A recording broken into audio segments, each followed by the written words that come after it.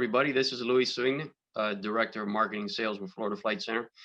We're joined here today with Sean Kerr. He's going to be speaking to us in a little bit, but we really wanted to have a video for our viewers and any potential pilots that are looking to get into a new aircraft, whether a jet, turboprop, or piston, because one of the most challenging aspects of either getting into a new aircraft or changing aircraft has become the insurance market. So with that, I want to introduce Sean, and just Sean, if you can give us a little bit about your background. Luis, thank you for your time, and thanks for putting all this together.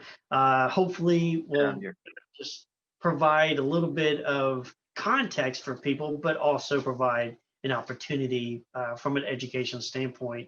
But yes, I am Sean Kerr, and I'm with an independent insurance agency here in Nashville, Tennessee, called CS&A Aviation. We are actually a nationally ranked insurance agency, and although we are an aviation agency, so it's humbling yet very mindful amongst all the insurance agencies out there that we are actually ranked as a national agency that we specialize in aviation. But our agency's been here in Nashville for probably about 40 years, and the agency itself goes back, not to bore you with history, but it does go back about 200 years. But in time, we've only changed the name from its original agency, but this one time, to Chapel Smith and Associates. So we've been around for a while, and that's what we do, aviation. So Sean, I'm glad to have you here. And one of the reasons I want to have this discussion here is because, you and I were very aware of what's going on. We partake in meetings and seminars and conferences, and we hear about this every day. We have these discussions every day with our peers. But then when you talk to the potential pilots or clients or people that are looking to get coverage, they only hear this once a year when it's time for their renewal. And a lot of things have changed this year. A lot of things have changed over the past couple of years. So just if you could give us a kind of a current state of the aviation market, and just for everybody out there, today is today is December 1st, 2020. Just for context for everybody of where we are. So Sean, if you can give us a kind of a current state of the aviation market and kind of how we got here. Sure. So yeah, it's funny you say that. December 1st, 2020. That's I'm glad because they were that far into the year and almost to the end of it. 30 more days to the end of 2020. Knock on some wood, daggum. So, and for anybody watching this video in the future, there was a little thing that occurred during this year, the coronavirus, and it's ever ingrained in our minds, but it may not be significant to you. Oh my goodness. Well, it's been interesting. We almost can get off on a whole different context about the idea of pivoting. And as an agency, and I know that you've had to do this yourself, and we'll kind of get into this point of why you've had to pivot, and that is how the insurance market has been with in-aircraft versus simulator. But it's been just a constant state of pivoting in this industry. So context, maybe a little bit of background for sure to help us to understand where we are or why we are where we are. And actually, how you want to provide a screenshot, but I did provide Luis and basically a diagram that's spread out over, really just use it as for you the viewer, use it as an idea of scale. And it's not exact, but it helps us to understand that when we look back at pre September accident, we were actually already and increasing into a hard market. And what I mean by, actually, let's define this, take a step back and define what's hard market versus soft market. Hard market would be lack of flexibility by your insurance carrier, increased pricing, lack of limits of availability and coverages. Kind of that would be the main context. Whereas a soft market, when it's discussed in insurance lingo or out there in the aviation industry, it would be the idea of, okay, your underwriter is willing to transition an aircraft owner into a particular product, or they are flexible to provide a higher limit of liability, or maybe the pricing is continuing to be aggressive and that much more competitive.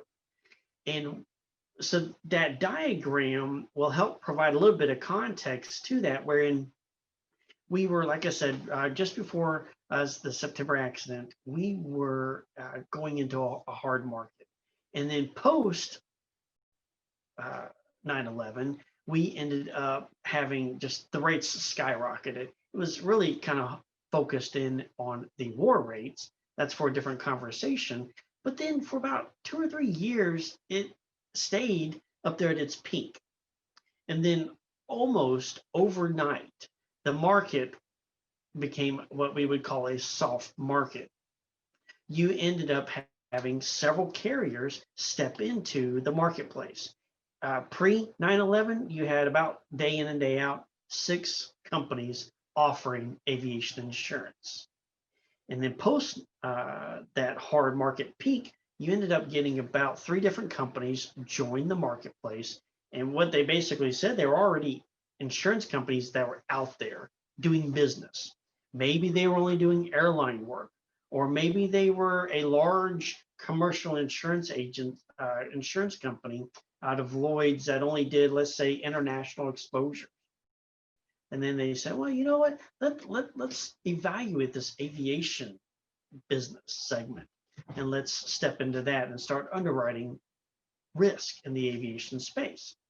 And so that was really a culmination of what started that infamous soft market cycle. And during those first few companies that came in, you ended up over the next couple of years, you had another couple carriers step in. And then after, I would say around 2012 or so, you ended up having a couple of those companies actually saying, hey, you know, we're starting to pay claims.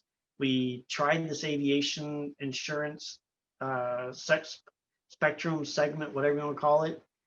We weren't making money at it, so they bowed out. However, other companies continued to step in.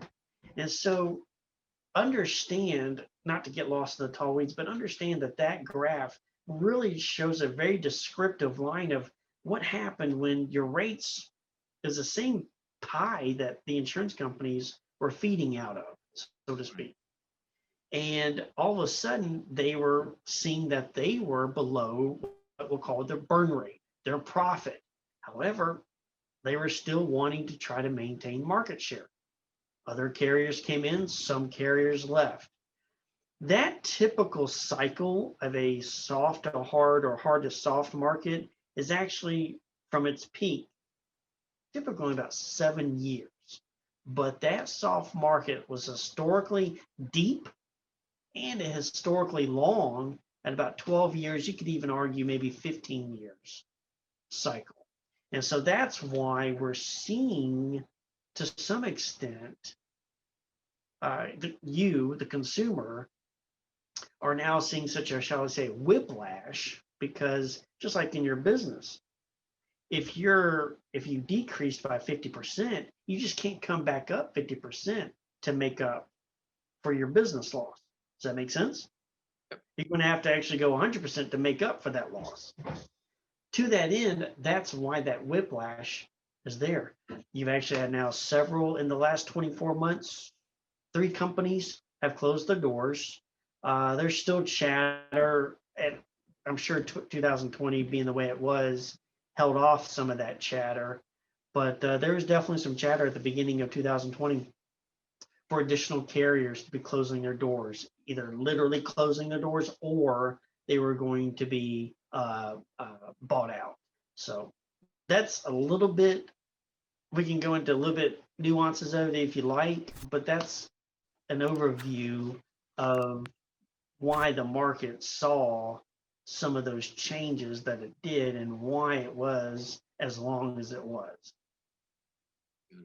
I love how you on the chart here, how you depict how carriers came in and out of the market. Can you just kind of dig a little deeper into that and explain how that affects either the rates or the coverages and the aspects of a hard versus a soft market? Sure.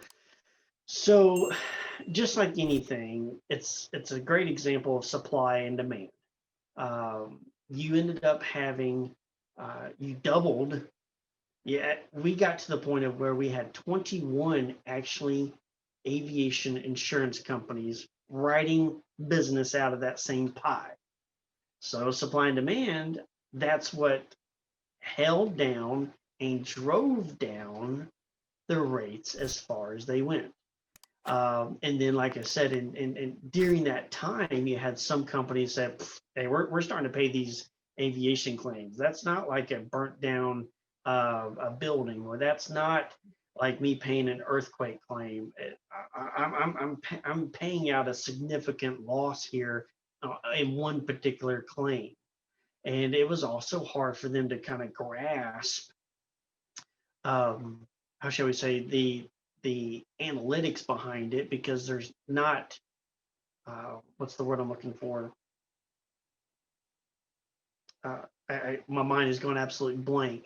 But it was more difficult to try to find a way to be able to gauge and monitor. Okay, well, am I going to have that many more catastrophic losses?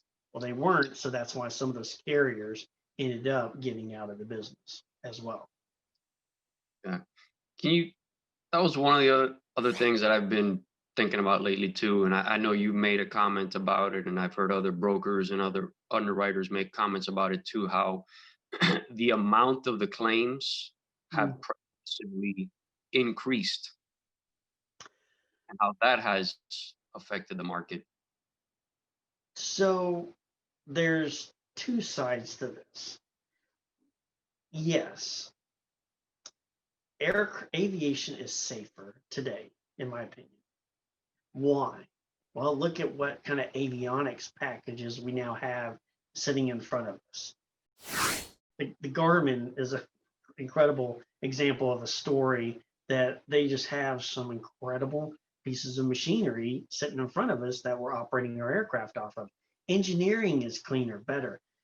Where I'm going with that point is we have a lot of redundancy as well built into these systems. Guys are training.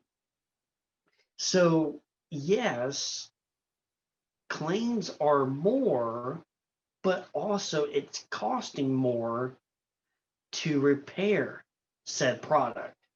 Sometimes guys are saying, hey, you know what?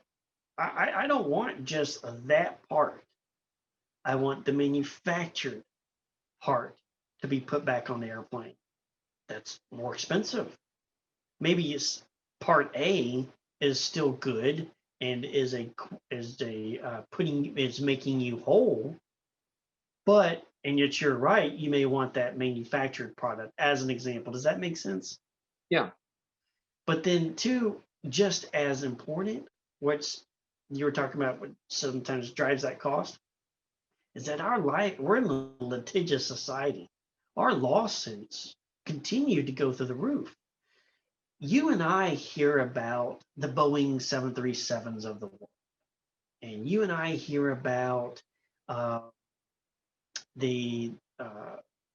entertainer, whether it be here in 2019, between Christmas and New Year's, there were 5 prominent accidents. When I say prominent, it hit the media. Right. And we haven't even talked about the big one that happened out in California after the turn of 2020. So to that end, there's lawsuits that are coming out of those that it will be a while before they're even settled. So that's those are prominent ones that occur, and that's liability that comes out of those. However, whenever the guy lands out on the highway, or some, shall we say, not as prominent aircraft accident, there's still liability involved. There's still defense coverage that is being paid out to these attorneys. And it's just, simply put, it's expensive. And from what I understand, that plays into the pool of the underwriters, like you know what I'm talking about? Like there's the dollars that are paid out, that affects the overall pool. Sure, sure it does, because your reinsurance, not to get lost in the tall weeds here, but Lloyd's of London is, shall we say, the mother of all insurance. That's where your insurance company has their insurance, i.e. reinsurance. They go over to Lloyd's of London. And if you're sitting there having to go back to the reinsurance company and say, I have this many losses outstanding. I've had this many losses this year. We can look and we can evaluate to some extent what our costs have been. But we also don't know to some extent that how much more I'm going to have to pay out, let alone let's look at manufacturers or FBOs, maintenance folks rather. Whenever they're sitting there doing work on an aircraft, everything may be cool for the first year, or call it whatever time frame you want. But there's that tail coverage that down the road, because you touched that aircraft, whether you manufactured the air conditioning aspect on that aircraft, to you just turned a widget on that aircraft. When it goes down, because we live in such a litigious society, everybody's going to get sued. And whether it was truly the fault of that accident was because of the AC unit went out, let's say, or whatever. But if that was somehow could be construed, even that guy, as far down the line as he is, could still get drug into it. Maybe even here's a good example, because a lot of people know about this accident. You had the TBM a couple years ago that ended up crashing down there in the islands. Well, multiple people got brought in on that lawsuit, but that was an expensive claim because folks wanted to be able to find out what in the world caused this accident. So they were doing some due diligence to go find the airplane. They were having now to go due diligence to figure out what caused that accident.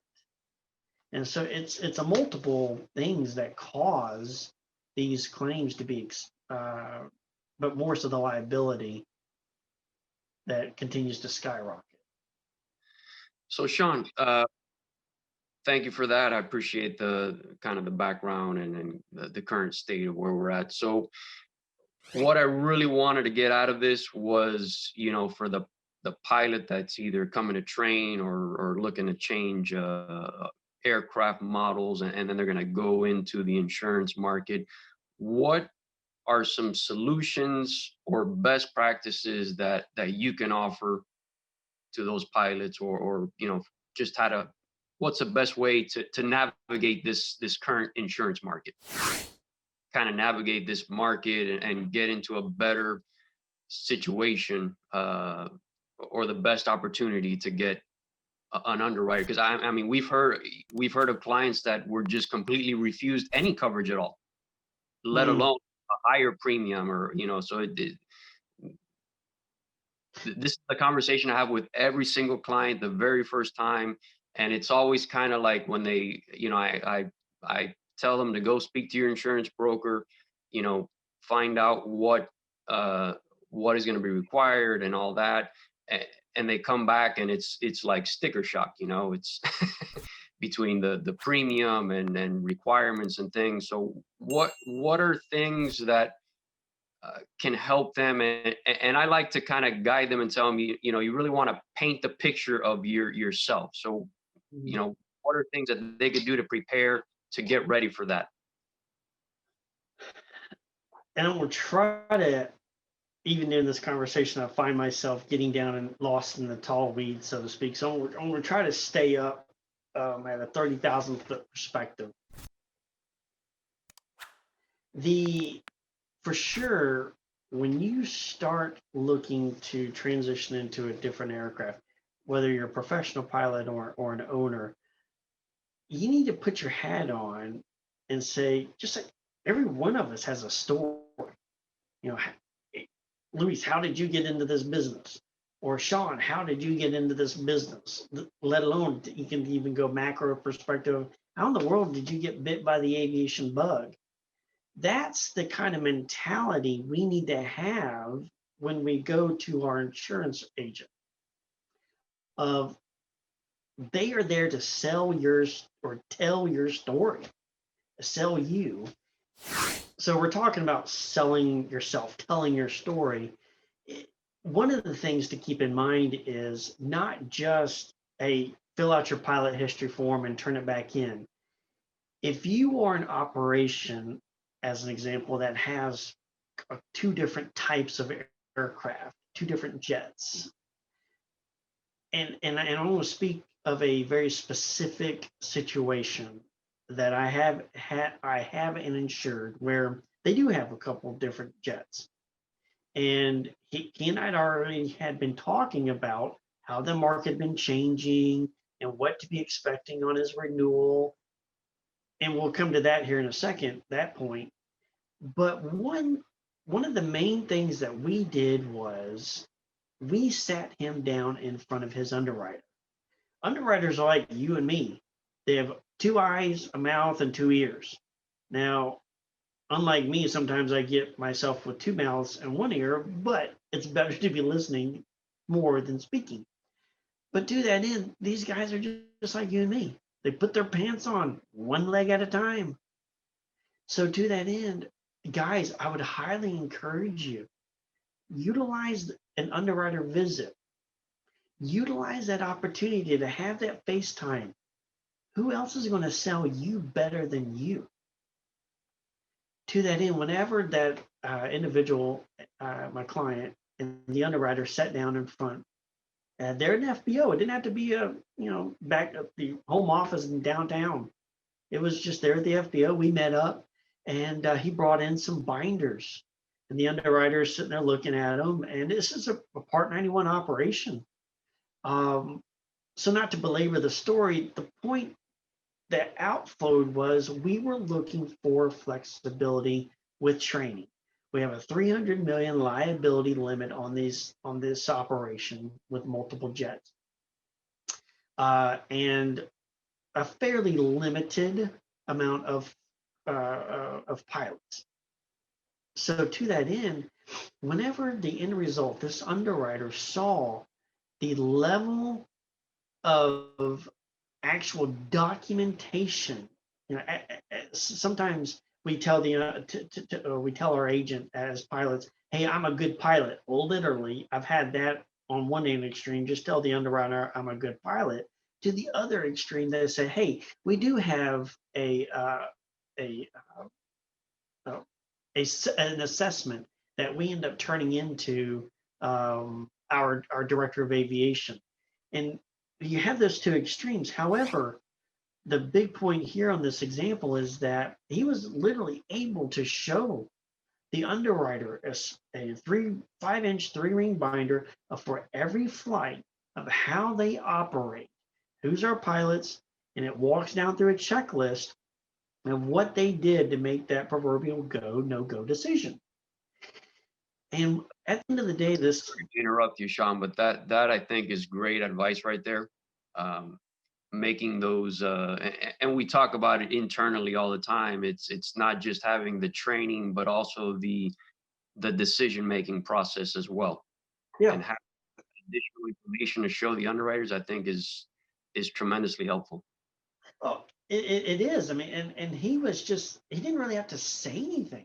He just could literally just take out a sheet and lay it out. I think we had like 3 or 4 sheets of examples of the type of training that he does between the infamous training school slots to how on each flight he operates the aircraft, and we were able to show just the typical mission profile, the typical passenger profile. And oh, by the way, if we do go to, let's say, Rifle or Aspen, or if we're going up to LaGuardia or an airport that is not normal, these are the steps and the measures, and like you said, the best practices. What's our process procedures in our operation that we are doing?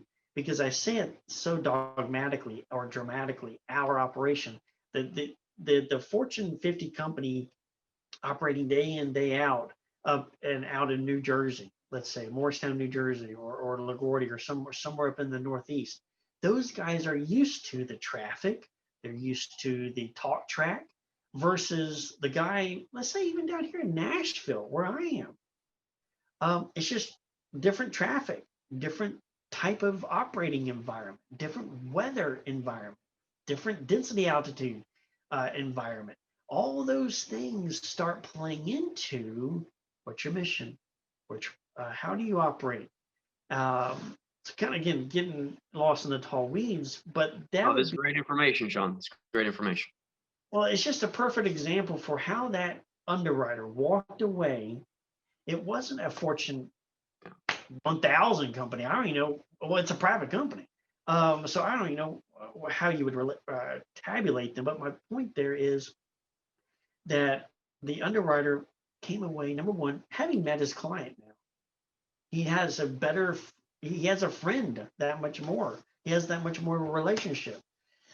And we ended up winning, so to speak, him over and gaining some of that flexibility that I can almost guarantee you, Luis, if he hadn't met with him, he would have just heard like, oh yeah, Sean, you're just telling me that he does all of this. Okay, whatever. But this is going to be my answer. No, we were able to show him very matter of fact like and consistently how they operate to the nth degree as a flight department. And so that's an example of how to be different and then communicate your story. Can you talk a little bit about, so let's say the owner operator, Okay. which just a one person show. Maybe they have a second pilot that helps helps out every now and then as well. Any advice would you recommend to them to go to these lengths as well? What would be your recommendations, to help them in this market? Yeah. So broad brushly speaking, it'd be the same idea. You're selling yourself. So we kind of touched on, but then here's some nuances that make it different. We did touch on the idea of what's going on in the market earlier. One of those details that we don't get into, shall we say, is the length of time it's taking to get stuff done now. Why is that happening? Whereas, call it a couple of years ago, the underwriters, you could call them up and sometimes even in the same day have multiple quotes back for the client to maybe a week, maybe a couple of days. Well, now underwriters are seeing, I mean, you have multiple insurance agents out there that do just aviation. So they're now seeing, just think of your own inbox in a day. I don't know, you get probably 100 emails just for it's just little you and little me in this world.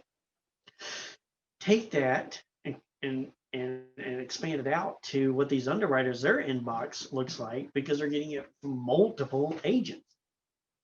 Not only are they getting it from multiple agents, but those multiple agents are now having and needing to market every account that they have, as an example. So all that does is just jams up the pipeline, shall we say. And it so starts taking things longer. So to come full circle back to your question on, hey, what about these owner pilots or transitions, what have you? It is taking longer. And it is having to be that much more methodical with the underwriters, because if they're going to be inundated, let's just the brass tacks of it. If they're inundated, what is going to have you stand out over that guy? Right. They're both y'all are transitioning into the same aircraft, let's say. I would even go as far as to say this is just on a standard, recurrent, just renewal of their insurance. Like even that process is taking a lot longer than it used to. Yep, spot on. So whenever the underwriter's sitting there saying, okay, I am going to need to look at both of these accounts, which goes back to the agent and the I'm already feeling myself wanting to get lost in the tall weeds. It goes back to why I guess it's a self-promotion here, why we really do work hard on our relationships with our carriers. Because whenever we send them something, we don't want it to be just like, oh, CS&A is just sending this over to keep me from working with somebody else. They're not going to submit my quote back to them, to the customer, whatever. No, our underwriters understand if we approach them, it's on purpose. And we want them to take a look at this account. And we want them to understand that their number is going to then be presented back to the customer. Again, got cough a little bit off on a rabbit trail there. Okay. But to that point, the customer, our client, you are going to be seeing the time is going to take longer. So whenever you get back, so whenever you can send back your pilot information, don't just send it back. Let's go back to the example of what is making you different. Are you just flying your 100 hours a year, going to school? Or are you as an owner pilot? Let's say you're doing some additional wings training, something as simple as that. To, oh no, I even went and did a mountain training course, or I went and did aerobatic training course, or I did this, or I did that. What is making you as an owner pilot stand out over the next guy in line? And then whenever you can communicate, just as we did in that example of that professional pilot operation, where if you can show, hey, this is my standard operating procedure. Either I literally have an SOP, even, and I can prove this with several of my own owner pilots. They actually have a binder that has an SOP in it. It doesn't have to be this gargantuan SMS manual going through stage whatever. If we can communicate to the underwriter that how you are different, how you operate, and even if, let's say, I'm going to a new airport, I do hire another individual to come along with me that day. If you can show that type of attitude to an underwriter, now all of a sudden they're like, oh, I want to see both of these risks, but absolutely, I'm going to underwrite this risk. And oh, by the way, I have a range. Let's just put dollars and cents to it. I can charge $1 or I can charge $2. Both of you guys are sitting here staring at me at 100, doing all what you're normally supposed to do. Well, more likely than not, if you haven't told your story, if you haven't done anything to help prove your case of why you're going above and beyond and how you went above and beyond, then whereas this guy has or hasn't, then yeah, you're going to be more likely to get that dollar, and the other guy who's not doing anything, he's going to get charged $2. Just again, using round numbers. Does that make sense too? Sean, thanks for that information. Let me ask you, if somebody wants to get a little bit more specific information on how to put together some of these SOPs, what will be the best way to go about that? So really, the best way is to reach out to me. We can handle a couple different ways. We actually have a program. It's actually our program. It's called Aviation Guard, where for different operations, it may be better suited for them through a fee that they can gain access to certain things, or it may be just a situation where we can help provide a skeleton, let's say, of an SOP to help kind of get them started, or or maybe enhancing their best practices within their own flight department, whether it's an owner flown single aircraft flight department or if it's a multi ship flight department. Okay, that's great. So we'll put down in the description below, we'll put a link to Sean's contact information if you want to contact him directly to get a little bit of best practice on how to set up the SOPs for whether you're a professional pilot organization or whether you're an owner operator as well. So thank you, Sean. I appreciate your time on answering that. We're running a little bit long here, but one of the other quick things I wanted to ask you about is maybe the kind of the future or any other alternatives. I know that FOQA term is starting to come about a little bit more a little bit more often. You're hearing about that. Can you talk about anything down the road, down the pipeline that might be coming to help with the insurance market? Uh, I guess I'll answer it this way.